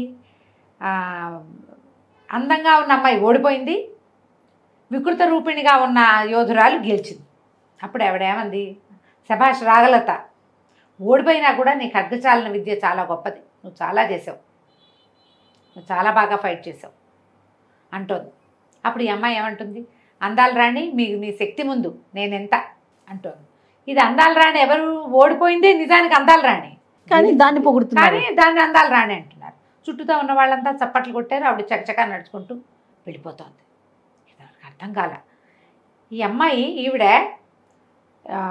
భేతాళ మోహిని అనుకుందాం, ఎవరు వికృత రూపంగా ఉన్నది భేతాళ మోహిని. రాగలత అంది అంటే అందగత్తిగా ఉన్నది రాగలత, మనం ఇంతకు ముందు చూసినటువంటి రాకుమార్తె అయి ఉండాలి. ఫైట్ చేస్తున్నారు. మిగిలిన వాళ్ళంతా ఇప్పుడు బందీలుగా ఉన్న వాళ్ళు ఎత్తుకొచ్చేస్తే ఏడుపు కొట్టు మొహాలతో ఉండాలి, కానీ అవన్నీ ఉత్సాహంగా మంచి మంచి బట్టలు కట్టుకుని శభాష్ చప్పట్లు కొట్టుకుంటూ బాగానే ఉన్నాయి. ఫైటింగులు చూసి ఎంజాయ్ చేస్తారంటే బాగున్నట్టు, అంతేగా. అర్థం కాల. సరే కోట లోపలికి వెళ్దాం ముందు అని చెప్పి చుట్టూతా ప్రయత్నం చేయటం మొదలుపెట్టారు. ఈ కోటలో ఏమున్నాయో చూద్దాం అనుకున్నారు. అన్ని దర్పణంలో ఈ కోటలో ఏమేమి ఉన్నాయంటే, లోపల రాక్షసగణం పిశాచగణం ఉంది, లోపల ఏవో కాపాలిక శక్తులు ఉన్నాయి, లోపల పెద్ద పెద్ద సభాభవనాలు ఎంతో అందంగా అలంకరించినవి, భయమేసేలాంటివి కూడా అన్నీ కనపడుతున్నాయి. ఇప్పుడు ద్వారం ఎట్లా, చుట్టూతా తిరిగారు ఆ కోటకి, ఎక్కడా కనపడలే. ఇప్పుడు లోపలికి వెళ్ళటానికి ద్వారం కూడా దర్పణం సహాయం చేస్తుంది అన్నారు కదా, సిద్ధేంద్ర ఋషి గారు ఇచ్చినటువంటి ఆ మంత్రాన్ని చదువుకుని అందులో చూశారు. ఇందులో ఎట్లా ఈ ద్వారం తీయాలి అంటే, ఆ తలుపు తీయటానికి కూడా ఒక మంత్రం ఉంది. ఏమిటది, అందాల రాణి, అపరంజి బొమ్మ, భేతాళ మోహిని, తలుపు తెరు అనాలి అని అక్కడ ఒక మేట ఉంది, దాన్ని నొక్కాలని ఉంది. సో ఆవిడ సౌందర్యాన్ని పొగడాలి అంతే కదా. అక్కడ దాకా వెళ్ళి అక్కడ నిలబడి వీళ్ళు అందాల రాణి, అపరంజి బొమ్మ, భేతాళ మోహిని ద్వారం తీయమంటే తలుపు తెరుచుకుంది. కోటకోడలాగానే ఉంది, అది చెబితే కానీ తీయదు. లోపలికి వెళ్తే ఎన్ని రకాల రాక్షస మొహాలు, పిశాచపు మొహాలు, భయంకరమైనటువంటి విగ్రహాలు, నానా భయంకరమైన వ్యవహారాలు ఉన్నాయి. వీళ్ళు అలా ఇలా మొత్తం వీళ్ళు ఏం చేశారు, ముందు చూశారు కదా అద్దంలో అన్ని చోట, వీళ్ళకి లోపల తెలుసు ఏ పక్క నుంచి ఏ పక్కకి వెళ్ళాలో తెలుస్తుంది. ఈ ఆడపిల్లలందరూ ఉన్న వైపుకి వెళ్ళేశారు కదా. ఆ సౌందర్యవతిగా కనపడుతున్నటువంటి రాగలత వీళ్ళని చూడంగానే కత్తి చూసింది ఎవరోనండి. చూసేసరి కళ్ళు వీళ్ళు అన్నారు, చెప్పాడు జయకాంతులు, ఆగండి, మీరు కుండిన రాకుమార్తె కదా, మీ అన్నగారిని నాన్నగారిని కలిసి వస్తున్నాం అని చెప్పేసరి కల్లా అమ్మాయింది కాదు, ఇక్కడ పిశాచ మాయలు చాలా ఉన్నాయి, నిజం చెప్పండి మీరు ఎవరు అంటే జేబులోంచి ఆ ఫోటో తీసి చూపించారు. ఈ మాకు బొమ్మ వేసి ఇచ్చారుగా పల్చటి వస్త్రం మీద, ఆ బొమ్మను చూసేసరికి తెలుస్తుంది, ఎందుకంటే అది ఆనందవర్మ చేత్తో వేసింది, వాళ్ళ అన్నయ్య వేసిన బొమ్మ.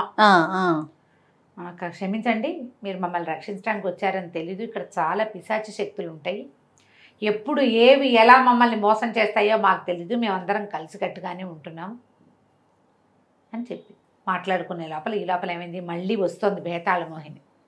వస్తుంటే ఈ అమ్మాయి ఒక మంత్రం చదివి వీళ్ళిద్దరిని బొటన వేలంత వ్యక్తులుగా మార్చేసింది. నేల మీద ఉన్నారు.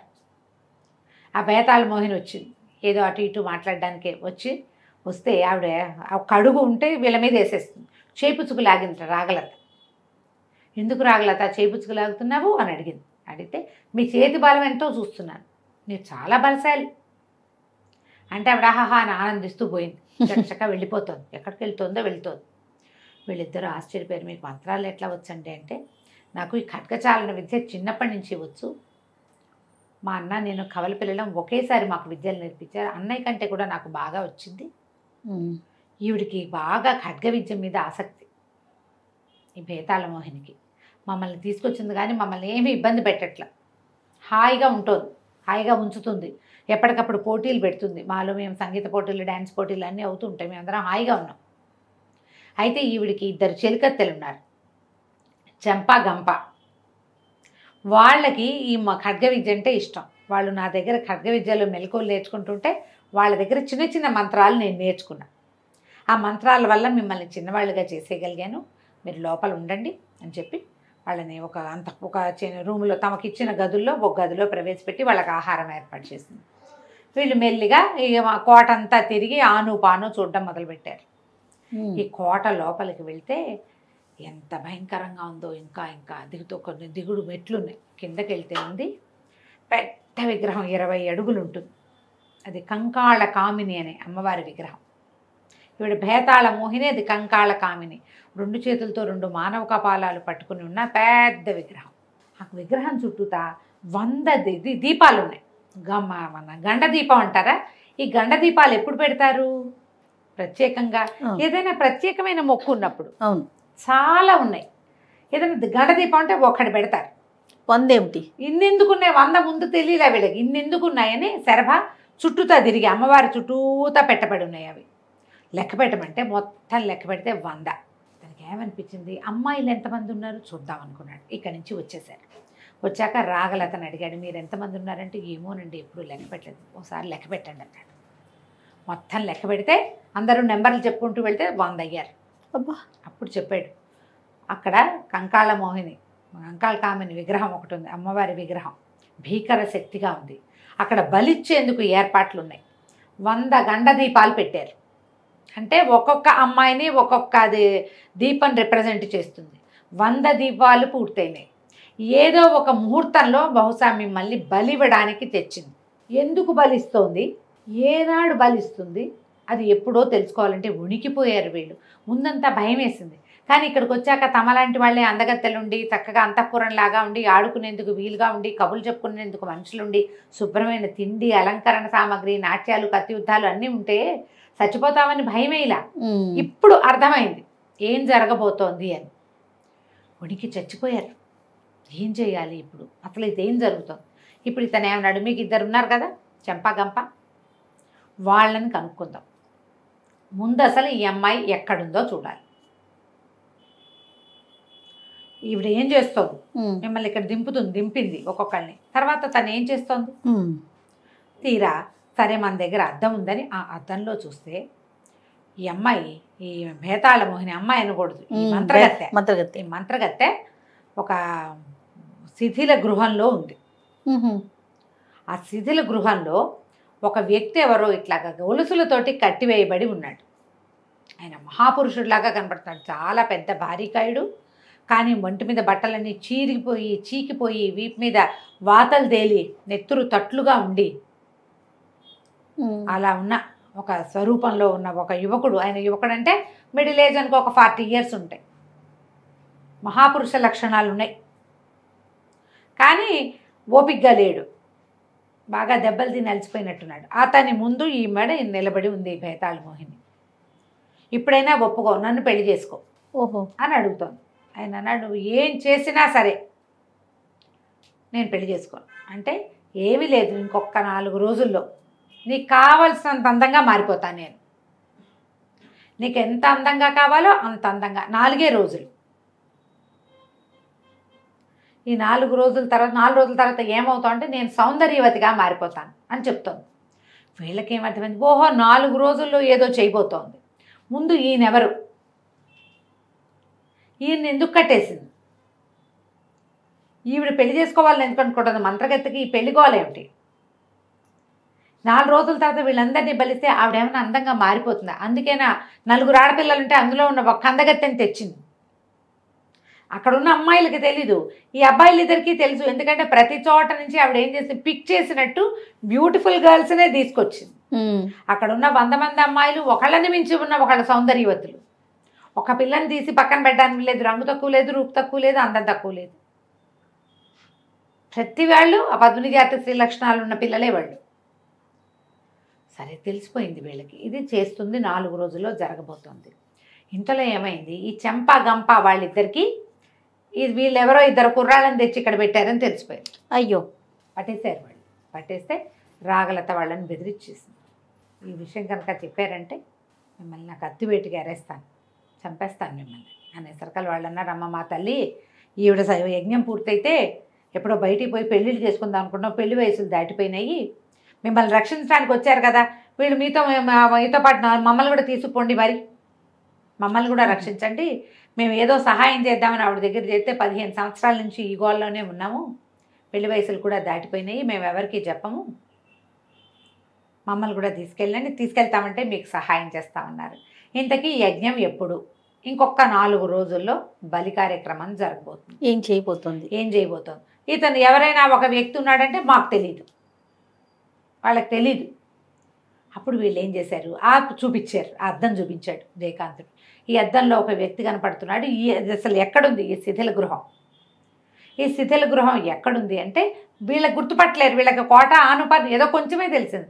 ఆ చెంపా గంప ఏమన్నారంటే, ఇది ఇప్పుడు మనం ఉన్న చోటికి వెనక భాగంలో ఉంది, మేము ఎవ్వరం వెళ్ళాం, అక్కడ ఒక రాక్షసుడు కాపలా ఉంటాడు, అక్కడ ఏముందో మాకు తెలియదు, మేము కూడా ఇప్పుడే చూస్తున్నాం, ఆ రాక్షసుడిని సంహరిస్తే కానీ ఆయన్ని తేలేరు. సరే వీళ్ళు ఏమనుకున్నారు, ముందు ఆయన బయటికి తెచ్చి అసలు వీళ్ళ కథ ఏంటో తెలుసుకున్నాక అప్పుడు చూద్దాం అనుకున్నారు. జయకాంతుడు శరభుడు ఆ శిథిల గృహంలో ఉన్నటువంటి మహాపురుషుణ్ణి రక్షించడానికి వెళ్ళారు. ఆయన ఎవరు, ఏం జరగబోతుందో మనం వచ్చే భాగంలో తెలుసుకుందాం. తప్పకుండా రమ్మగారు. నమస్తే. నమస్తే జయ. రమ్మగారు, మనము అడప చిరంజీవి గారిది జిత్తులు మరి చెప్పుకుంటున్నాం, ట్విస్టుల మీద ట్విస్టులు. ఎండ్లోకి వచ్చేసామండి, ఈ పార్ట్ తోటి అయిపోతుంది. ఈ దర్పణంలో ఆ రాజకుమారుడిని, ఒక రాజుగారిని చూశారు కదా వీళ్ళు, ఒక మహావీరుణ్ణి. అప్పుడే వీళ్ళకి తెలిసిపోయింది ఏమిటి, ఈవిడ 4 రోజుల్లో మహాద్భుత సౌందర్యవతిగా ఎలా మారుతుంది అన్న విషయం కూడా ఆయనకి చెప్పింది. ఏమిటి, నేను 100 మంది అందగత్తెల్ని తీసుకొచ్చాను, నేను ఆరాధించే కంకాళ కామిని 100 అందగత్తెల్ని బలిస్తే నన్ను మహాసౌందర్యవతిని చేస్తానంది. 4 రోజుల్లో యాగం ఉంది, 100 మందిని తీసుకొచ్చా, 100 మందిని బలిస్తా, అప్పుడు నేను సౌందర్యవతిగా మారుతాను, నువ్వు నన్ను వివాహం చేసుకోవాల్సిందేనని ఆయన్ని బెదిరించింది. ఇప్పుడు ఈయన్ని రక్షించడం ఎట్లా అని చెప్పి వీళ్ళు ఏం చేశారు, ఇద్దరు ఆవిడ కంకాళ కామిని పూజలో ఉండగా ఏమైనారుగా చెంపా గంప వీళ్ళిద్దరూ వీళ్ళకి సహాయం చేయడానికి ఒప్పుకున్నారు. ఆవిడ చిలకత్తలుగా ఉన్న, ఆవిడకి సహాయకారులుగా ఉన్న అమ్మాయిలు ఇద్దరు వీళ్ళకి సహాయం చేయడానికి ఒప్పుకున్నారు. ఆవిడ పూజకి వెళ్తే 3-4 గంటల దాకా రాదు బయటికి. ఆవిడ పూజకి వెళ్ళిపోయిందని పరిగెత్తుకుంటూ వచ్చి చెప్పగానే ఈ అబ్బాయిలు ఇద్దరు జయకాంతుడు శరభుడు వెళ్ళి ఆ మహాపురుషుడిని రక్షించడానికి వెళ్ళారు. వెళ్తే వీళ్ళు లోపలికి అదంతా తెలిసింది వాళ్ళకి. ఆ అద్దంలో ఎలా వెళ్ళాలి అన్నీ చూసుకొని లోపలికి వెళ్తే గొలుసులు వేసి కట్టేస్తున్నాయి. ఆ గొలుసులన్నీ ఊడదీసేసరికల్లా ఒక రాక్షసుడు చండప్రచండుడిలాగా ఉన్నవాడు, మొహం నిండా కళ్ళున్నవాడు వచ్చి మీద పడ్డాడు. ఎంత యుద్ధమో జరిగింది. దుమ్మి ఈయనకి ఓపిక లేదు ఆ లోపల ఉన్న వ్యక్తికి, అలాగే పడిపోయినాడు. ఆయన్ని సరిపడి బయటికి మోసుకొచ్చాడు. జయకాంతుడేమో రాక్షసుడితో యుద్ధం చేసి చివరికి సిద్ధేంద్ర యోగిని ఆయన్ని తలుచుకుని ఆయన చెప్పిన మంత్రం పునశ్చరణ చేసేసరికి రాక్షసుడిని సంహరించేశాడు. ఆ తలుపులు మళ్ళీ యథాప్రకారంగా మూసేసి ఆయన్ని మోసుకొచ్చారు. మోసుకొచ్చి రాగలత వీళ్ళ కోసం గద అరేంజ్ చేసిందిగా అక్కడికి ఆయన్ని తీసుకొచ్చారు. తీసుకొచ్చి ఆయన ఒంటి మీద ఉన్న గాయాలన్నిటికీ మందులు రాసి ఆయన కొంచెం ఆహారం ఇచ్చి, అయ్యా ఎవరండి మీరు, ఏమిటి ఇక్కడ ఎందుకున్నారు అని అడిగితే ఆయన కొంచెం ఓపిక వచ్చాక చెప్పాడు, ఇక్కడికి ఎక్కడో ఉన్న సారంగపాండ్య రాజ్యానికి అధిపతిని నేను, నా రాజుని. ఈయన పేరు అశ్వభూపతి రాయలు. ఈ అమ్మాయి ఇప్పుడు భేతాళ మోహినిగా కనపడుతున్నది మోహిని, మా సామ్రాజ్యంలో ఆస్థాన నర్తకి.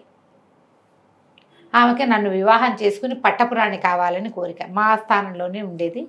నన్ను పెళ్లి చేసుకోమని చాలా వెంబడబడేది. నేను పెళ్లి చేసుకోలేదు. నాకు భార్య ఉంది. ఏకపత్తి వ్రతుడుగా ఉండాలన్న నియమం ఉంది. ఈమె ఎలాగైనా సరే నన్ను సాధించాలని పెట్టుకుంది. నా అందరు నీకు చాలలేదా, నేను ఇంకా అందగత్తెగా మారతానని మొదలుపెట్టింది. నువ్వు ఎంత అందగత్తెగా మారినా నేను నిన్ను పెళ్లి చేసుకోనంటే ఆమె ఆ కోపంతో ఏం చేసింది, కొన్ని క్షుద్రశక్తుల్ని సాధించింది. క్షుద్రశక్తితోటైనా తను అనుకున్న పని చేయాలి. మనము ఈ జగన్మోహిని అలాంటి సినిమాల్లో చూస్తాం. ఇలాంటి శక్తులు కలిగిన వాళ్ళకి ఏమంటుందంటే అవతల వాడి ఇష్టం అయిష్టంతో ప్రమేయం లేదు, సాధ్యాసాధ్యాలతో ప్రమేయం లేదు. తమ ఏమనుకున్నారో అది చేయడానికి శక్తులు సాధిస్తారు వాళ్ళు. ఈ శక్తిని సాధించింది కంకాళ మోహిని అనేటువంటి కంకాళ కామిని అనే ఒక ఉగ్రదేవత ఆరాధన చేసి ఆమె వల్ల ఈవిడ అందంగా ఉండేది. ఇప్పుడు అలా వికృత రూపం వచ్చేసింది. అయితే ఎప్పుడో ఆ కంకాళ కామిని ఈమెకి ఏం వరం ఇచ్చింది, 100 మంది సౌందర్యవతులైన కన్యల్ని నాకు బలివ్వు, నేను సౌందర్యవతిని చేస్తానంది. నాతో వివాహం కోసం సౌందర్యవతిగా మారాలని పెట్టుకుంది. అందుకని ఎంతసేపు అందాల రాణి అని పిలిపించుకుంటుంది. అందరూ అందాల రాణి అనే పిలుస్తారు. అందాల రాణి, అపరంజి బొమ్మ. ఆఖరికి ఆ తలుపులు తెలుసుకోవడానికి కూడా అదే, తన అందాల రాణిని కావాలని కోరిక. నా భార్య నా తల్లిదండ్రులు చూస్తూ ఉండగానే నన్ను మాయం చేసి తీసుకొచ్చేసింది. అప్పటి నుంచి పరిపరి విధాలుగా ప్రార్థించింది, బెదిరించింది. నేను లొంగలేదని ఆ రాక్షసుడికి అప్పచెప్పింది. వాడు నన్ను చావగొడతాడు ఎప్పటికప్పుడు. వచ్చి ఓ వారం రోజులకు సరిపడా ఫుడ్ ఏదో పట్టుకొస్తుంది. నేను ఆహారం తిని పళ్ళు దాచుకుని దాంతో బతికుంటున్నా. నన్ను కాలు కట్టేసి ఉంచుతారు. బయటికి వెళ్ళే అవకాశం లేదు. ఎందుకంటే పిశాచి శక్తులు కూడా కొన్ని కాపలా ఉన్నాయి. ఇవాళ మీరు వచ్చి నన్ను రక్షించారు నాయన. 4 రోజుల్లో యజ్ఞం చేయబోతోంది. 100 మంది అమ్మాయిల్ని బలిస్తున్నాను. కానీ అమ్మాయిలంతా వణికిపోతున్నారు. ఇంకేముంది, వచ్చేసింది. 4 రోజులు అని చెప్పి 1 రోజు అయిపోయింది. అంటే 3 రోజుల్లో. అయితే ఏమైంది, ఈ చెంపా గంప అన్నారు. ఒక ఐడియా ఉంది. ఈ బలిచ్చే వాళ్ళలో ఎవరికైనా దెబ్బ తగిలితే బలివ్వరు. ఎవరికైనా రక్తం రావాలి, ఎక్కడైనా వేలు తెగటము ఏదైనా అవ్వాలంటే రాగలతే వేలు కోసుకుంది. ఈ లోపల ఈయనకేమో ఈ అశ్వపతి రాయలకి చెంపా గంప చక్కగా అవి ఇవి మందులు తెచ్చి వైద్యం చేశారు. మంత్రపూతమైన కొన్ని క్రీములు లాంటివి రాసి ఆయనకి పుష్కలంగా ఆహారం అందించి ఆయన ఓపిక బలము వచ్చేలాగా చేయటం మొదలెట్టారు. 2వ రోజుకి ఇంకొక రోజు గడిచేసరికి చెంపా గంప వెళ్ళి ఆవిడకి చెప్పారు, భేతాళ మోహినికి. రాగలతకి చేతిలో నుంచి కత్తి జారిపడి పిడి తగిలి వేలు వాచిపోయింది, నెత్తురు వచ్చేసింది, వేలు తెగిపోయింది అని. ఆవిడ వచ్చి చూసింది. అరే బలి ఆగిపోతుంది అని భయం వేసింది. టోటల్ బలి ఆగిపోతుంది. ఈ అమ్మాయిని ఆపుతారా? 100 మందిని ఓసారి ఇవ్వాలి. అందులో ఓ అమ్మాయికి దెబ్బ తగిలితే పనికిరాదు, అన్ని సర్వలక్షణ సముపేతంగా ఉండాలి. ఇందులో మళ్ళీ వీళ్ళందరినీ ఏమడిగింది, నువ్వు ఇష్ట ప్రకారమే వస్తున్నావు కదా అని. అదేమిటంటే కంకాళము కామిని ఏం చెప్పిందట, వాళ్ళు స్వయంగా ఒప్పుకొని రావాలి నీతోటి ఇక్కడికి. అందుకని అందరినీ ఒప్పించి తీసుకొచ్చింది అనమాట. ఆ మాట కూడా ఈ రాజుకి చెప్పింది, అశ్వపతి రాయలకి భేతాళ మోహిని చెప్పింది. అందరూ ఒప్పుకునే వచ్చారు. అవును, నేను నా ఇష్టపూర్తిగా నేను దింపుతున్నాను అనగానే తీసుకొచ్చేసింది. అట్లా ఒప్పించి తెచ్చింది 100 మందిని. ఒక పూటంతా అటు ఇటు తిరిగింది. అయ్యో బలి ఆగిపోతుంది, నెల దాకా మళ్ళీ ఈ ముహూర్తం రాదు, పౌర్ణమి రాదని. కానీ అప్పుడు సాయంకాలం నేను ఇప్పుడే వస్తాను వేరే పని మీద వస్తున్నానని వెళ్ళిపోయి ఇంకొక రోజు రేపు బలేనగా ఇవాళ పొద్దున్నకి ఒక మహాద్భుత సౌందర్యవతిని తీసుకుని వచ్చేసింది. రాగలతను పక్కకు పెట్టి రాగలత బదులు దీన్ని బలిస్తుంది. పైగా ఆవిడకి రాగలత అంటే ఇష్టం, కత్యుద్ధం చేసుకోవడానికి సమౌజ్జిగా ఉంది. ఈసారి తెచ్చింది ఎవరో కాదు, వీళ్ళు వదిలిపెట్టి వచ్చిన మదనమంజరి రాజకుమార్తె, ఈ జయకాంతుడి ప్రేయసి. ఆ అమ్మాయిని తెచ్చి ఈ గుంపులో దిగబెట్టింది. ఈ అమ్మాయి కూడా పరిచయం చేయండి అని చెంపా గంపాకి చెప్పింది. ఆ అమ్మాయి అటు ఇటు బిత్తర చూపులు చూస్తూ అక్కడ జయకాంతుడు కనపడేసరికి ఒక ఎగురులో వచ్చి కావలించుకుంది. నువ్వు ఇక్కడ ఎట్లా ఉన్నావు, వీడెవరో ఎత్తుకొచ్చేసింది నన్ను అని. ఈ రాగలతకి ఇప్పుడు అర్థమైంది. ఈ వారం నుంచి ఈ కుర్రాడి మీద మనసుగా ఉంది, ఇంత సాహసి మీద. కానీ ఎప్పుడైతే ఈ అమ్మాయి అతన్ని కావలించుకుందో, అమ్మ వీళ్ళిద్దరి మధ్య ఏదో ఉంది, ఇక మనకు సాగదని పాపం ఊరుకుంది, ఇంకేం అనలేకపోయింది. కానీ ఇక్కడి నుంచి బయటపడడానికి వీడే దారి. అంతే. సరే ఏదో ఒకటి చేద్దామని ఆలోచించుకున్నారు. ఈ అశ్వపతి రాయలకి బాగా ఓపిక వచ్చింది 3 రోజులు. సహజంగా ఆయన బలశాలి బాగా. పైగా వీళ్ళు ఈ మంత్రంతో చేసినటువంటి మందుల వల్ల కొన్ని రకాల లేపనాలతోటి బాగా ఓపిక వచ్చింది. ఎక్కడుందో చూడండి, చంపేద్దామన్నాడు. సరిగ్గా బలి నిర్వహించే సమయం దగ్గర పడింది. ఇంకా అమ్మాయిల్ని పిలవల. కానీ ఆవిడ లోపల కిందుంటే వీళ్ళందరూ నడుచుకుంటూ వెళ్ళారు. శబ్దం కాకుండా కామ్గా వెళ్ళారు. వెళ్ళేసరికి ఆవిడేమో దేవత ముందు కూర్చొని అమ్మవారి పెద్ద విగ్రహం చూస్తే ఉనికిపోయేలాగా ఉంది. 20 అడుగుల జేజి ఇంత నాలిక బయటికి చాపి కపాలాలు పట్టుకుని కత్తులు డాళ్లతోటి ఇంతంత కళ్ళు బడి చక్రాలలే. భయమేదు మరి, ఉనికిపోతున్నారు ఎవరి దారిన వాళ్ళు, ఏమైపోతుందోనండి. కూర్చుని పద్మాసనంలో కూర్చునుంది. దాని అమ్మవారి ఎదురుకుండా ఓ పెద్ద హోమగుండం, పక్కన బ్రహ్మాండమైన ఖడ్గం, గండ దీపాలన్నీ ఉజ్వలంగా వెలుగుతున్నాయి. నిశ్శబ్దంగా వెళ్ళారు లోపలికి. వెళ్ళేసరికి చంపా గంప ఏం చెప్పారంటే, ముందు తీసేయాలి మంత్రదండమే ఆమె శక్తి, తీసేసుకోండి మంత్రదండం అనగానే రాగలత కామ్గా నిశ్శబ్దంగా వెళ్ళి మన దండం పట్టుకొచ్చింది. ఎప్పుడైతే దండం మనుషుల చేతుల్లోకి వెళ్ళిందో వెంటనే ఈవిడికి తెలిసిపోయింది బేతాళమోహినికి. రాగలత నా ఇచ్చే నా దండం అని గట్టిగా కేకలు పెట్టేసరికల్లా జయకాంతుడు వచ్చాడు. మంత్రదండం ఎందుకు, నువ్వు నేను చేద్దాం కత్తి యుద్ధం, నాతో యుద్ధం చేసి గెలిచి అప్పుడు నువ్వు వీళ్ళందరినీ బలిద్దు కానీ మహాద్భుత సౌందర్యవతిగా మారిపోవచ్చు అంటే ఆవిడ విజృంభించి మీద పడింది. ఏం చేసేది, ఒక మంత్రం పునశ్చరణ చేసేసరికి ఒక యక్షిణి ఆమెలోకి ప్రవేశించింది. ఆ యక్షిణి ఈ మంత్రదండంలో ఉండేది. ఇక విపరీతంగా యుద్ధం జరిగింది. ఎంత కొట్టేసుకుంటున్నారో కత్తులతోటి. ఆమె లొంగటాల ఎక్కడ ఇతనికి, చాలా గట్టివాడు జయకాంతుడు, అయినా కూడా లొంగటాల. ఇది మానవ శక్తి, అదేమో యక్షిణి శక్తి. ఎప్పుడైతే ఈ చంపాకంప కేకలు పెట్టారు, రాగలత హోంకొండల్లో పడేసేయి మంత్రదండాన్ని, పడేస్తే యక్షిణి వెళ్ళిపోతుంది. యక్షి వెళ్ళిపోయాక ఈమెను సంహరించడం సులువు. బేతాళమోహిని రాగలత లాంటిదే, రాగలతని మించింది కాదు. రాగలతను మించలా. ఆమెలో ఉన్న ఆ మంత్రశక్తి వల్ల రాగలతను గెలవగలుగుతోంది ప్రతిసారి. మంత్రం పోతే రాగలత విజృంభిస్తే బేతాళమోహిని లొంగిపోవాల్సిందే. రాగలత కంటే ఇంకా పైమెట్టువాడు జయకాంతుడు.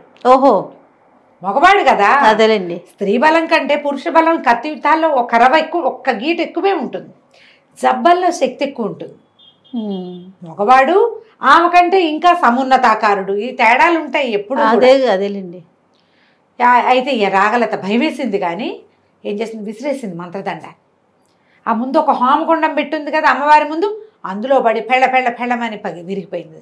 విరిగిపోవటం ఏంటి, ఒక్కసారి ఈమెలో ఉన్నటువంటి శక్తి బయటికి వెళ్ళిపోయింది.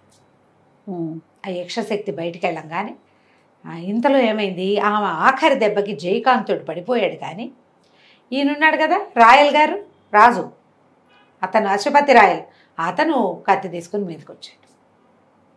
మీదకి వచ్చి ఈ అమ్మాయి మీద ఫైట్ చేసి ఆ తలని ఆ హోమకుండంలో పడేలాగా ఎగరగొట్టేశాడు. ఎప్పుడైతే ఈ వేతాళమోహిని తల అందులో పడిపోయిందో, శరీరం ఒక పక్క పడింది, తల అందులో పడిపోగానే ఈ పెద్దగా ఇంత విగ్రహం ఉంది కదా 20 అడుగులది విగ్రహం బద్దలైపోయింది ఢమామని పెద్ద మోతతోటి. అసలు విగ్రహం లేదు ఇంకా, ఎందుకంటే ఈమె ఏర్పరచుకున్నటువంటి దైవశక్తి క్షుద్రశక్తి అది. అమ్మవారు ఆ స్వరూపంలో దొరికింది ఆమెకి. ఓకే, ఆ మొత్తం పగిలిపోయింది. గండ దీపాలన్నీ చెల్లా చెదరైపోయినాయి, అన్ని దీపాలు పక్కకు పడిపోయింది. అంతకుముందు వీళ్ళు ఉన్నారు కదా, వాళ్ళ కోసం అవి నిలబెట్టున్నాయి. ఈ మొత్తం అంతా చెల్లాచెదరు చేసేసి ఈ పిశాచ గణాలు అవి ఇవి అన్నీ కూడా కీబే అని అరుచుకుంటూ పారిపోయినాయి అన్నీ. అంతకుముందు బోళ్ళని శక్తులు ఉన్నాయి లోపల. అవునవును. ఈమె ఆవాహన చేసి పెట్టుకున్నాం. వీళ్ళందరూ బయటకు వచ్చేసారు. 100 మంది అమ్మాయిలు, చంపా గంప, అశ్వపతి రాయలు రాజుగారు, తర్వాత ఏమో జయకాంతుడు, శరభుడు బయటకు వచ్చి ఇతను అప్పుడు ప్రార్థించాడు. ఎవరిని? ఇంతకుముందు విద్యాధర కన్య ఒక ఆవిడ వీళ్ళకి సహాయం చేసింది సంచార వృక్ష రూపంలో. ఆమెను ప్రార్థిస్తే ఆమె ఒక పరి వస్తాను అని చెప్పింది కదా, వచ్చింది. రాగానే అమ్మ మమ్మల్ని అందరినీ అవంతి రాజ్యానికి చేర్చు అనగానే ఆమె ఏం చేసింది, ఒక పుష్పక విమానాన్ని ఇచ్చిందట. ఒకళ్ళ తర్వాత ఒకళ్ళు ఎక్కుతుంటే వాళ్ళని మనుషుల్ని బట్టి విమానం పెద్దదవుతూ పెద్ద విమానం 100 మంది పట్టాలి కదా, అందులో మనుషులు ఎక్కిన కొద్దీ పెరుగుతుంది. ఆ విమానంలో ఎక్కి వీళ్ళందరూ అవంతి రాజ్యానికి వచ్చారు. వచ్చిన తర్వాత ఇక్కడి నుంచి అందరినీ డిస్పర్స్ చేశారనమాట. ఈ రాజ్యంలో చుట్టుపక్కల గ్రామాల పిల్లలందరినీ ఈ లోపలే వార్తలు వెళ్ళిపోయిన ఎవరో వస్తున్నారు, ఆకాశంలో ఏదో వస్తుందని, ఇదేనేమో అని అనుకున్నారు. అందరూ అమ్మాయిలు చేరంగానే వాళ్ళందరికీ చక్కగా ఉంచి ఎవరి రాజ్యానికి ఎవరి ఊళ్ళకి వాళ్ళని పంపించారు. రాగలతని తీసుకొచ్చి అప్పచెప్పాడు. కానీ వాళ్ళు మా అమ్మాయిని నీకు ఇచ్చి పెళ్లి చేస్తామన్నారు. మదన్ మంజరి ఎలాగో వివాహానికి సిద్ధంగానే ఉంది, ఈయన ముందే ఒప్పుకున్నాడు కదా. తర్వాత ఈ మొత్తం అందరినీ డిస్పర్స్ చేసి ఎవరి రాజ్యాలకు వాళ్ళని పంపించి ఆ రాజ్యానికి అందరికీ ఉత్తరాలు రాసి మావాడే ఇలా వెళ్ళి తీసుకొచ్చాడని అని చెప్పి తమ కథలన్నీ చెప్పుకుని మెల్లిగా ఇదంతా అందరూ డిస్పర్స్ అయ్యే సమయానికి వివాహాన్ని నిశ్చయం చేసుకున్నారు. వాళ్ళు వీళ్ళు అంతా రావాలి కదా, ఎవరిళ్ళకి వాళ్ళు వెళ్ళిపోయిన తర్వాత మళ్ళీ వివాహ ముహూర్తం నిశ్చయించాక మళ్ళీ ఉత్తరాలు రాస్తే ఈ 100 కన్యకలు, 100 లేరుగా 99 మంది అమ్మాయిలు వచ్చి ఈ వివాహానికి హాజరయ్యారు. ఇద్దరు అమ్మాయిల్ని రాగలతని మదన మంజరిని జయకాంతుడు పెళ్లి చేసుకున్నాడు. ఈ లోపల వాళ్ళు ఏం చేశారంటే వీళ్ళు బ్రహ్మపురం నుంచి వచ్చానని చెప్పాడు కదా, అక్కడికి కబురు చేసి వాళ్ళ అమ్మా నాన్నని తీసుకొచ్చేసారు ఇక్కడికి. ముందే మదన మంజరే చెప్పింది, నువ్వు ఎప్పటికీ రాలేదు, భయపడి మీ అమ్మా నాన్నని పిలిపించాము అని చెప్పింది అతనికి. వాళ్ళు కుటుంబాలు అందరూ వచ్చారు, ఆ ఊరు జనం అంతా వచ్చారు. మా ఊరువాడు రాకుమారుడు రాజుగారు అల్లుడైపోతున్నాడని చక్కగా వివాహం చేసుకున్నారు. ఈ 99 మంది అమ్మాయిల్లో ఒక రాజకుమార్తెను ప్రేమించాడు శరభుడు, సుభద్రాపురపు రాజకుమార్తెను. ఆ అమ్మాయిని ఇచ్చి అతనికి వివాహం చేశారు. జయకాంతుడే ఈ రాజ్యానికి రాజు అయ్యాడు. శరభుడు మంత్రిగా ఎంతో కాలం రాజ్యం చేశారు. 2 రాజకుమార్తెల్ని పెళ్లి చేసుకుని సంతోషంగా ఉన్నాడు. ఇతనినే మొదట వీళ్ళు ఏమనుకున్నారు, జిత్తులు మారి అనుకున్నారు. అవును, ప్రజలు వీడు ఏదో అమ్మాయికి ఎరేసి ఈ మాట చెప్పాడని. కానీ వాడు జిత్తులు మారి కాదు. ఈ ప్రతి వాళ్ళు వేరే వేరే వేషాలతో ఆడపిల్లలకి కనపడి నీ ఇష్టం మీదే నువ్వు నాతో వస్తున్నావు అని చెప్పి మిమ్మల్ని సంతోషంగా ఉంచుతానని వాళ్ళని సంతోషంగా ఉంచి చివరికి బలి ఇవ్వడానికి వాళ్ళని ఆనందంగా ఉంచిన బేతాళ మోహినే ఇక్కడ జిత్తులు మారి కథలో. కథ కంచికి మనం ఇంటికి. చాలా బాగుందండి. అడపా చిరంజీవి గారి కథలన్నీ బాగుంటాయి. క్లాసిక్ బుక్స్లో ఈ పుస్తకాలు దొరుకుతాయి మనకి. మీరు పుస్తకాల కోసం ట్రై చేయండి, స్వయంగా చదివి మరింతగా ఈ కథల్ని ఎంజాయ్